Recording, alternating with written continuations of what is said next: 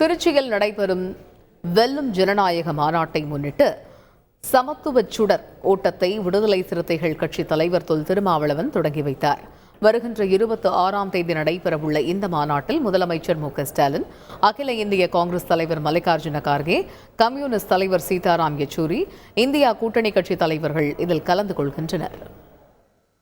நாடாளுமன்ற தேர்தல் தொகுதி பங்கீடு குறித்து விரைவில் திமுகவுடன் பேச்சுவார்த்தை நடத்தப்படும் என விடுதலை சிறுத்தைகள் கட்சியின் தலைவர் திருமாவளவன் தெரிவித்துள்ளார். சென்னை அசோக் நகர் அம்பேத்கர் திடலில் செய்தியாளர்களுக்கு அவர் அளித்த பேட்டியை பார்க்கலாம்.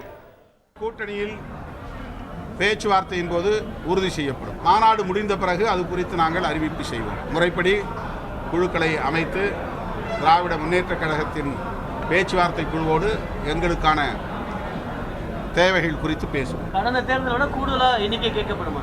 அது அந்த நேரத்தில் உங்களுக்கு தெரியப்படுத்தப்படும். செய்திகளை உடனுக்குடன் தெரிந்து கொள்ள உடனே சப்ஸ்கிரைப் பண்ணுங்க.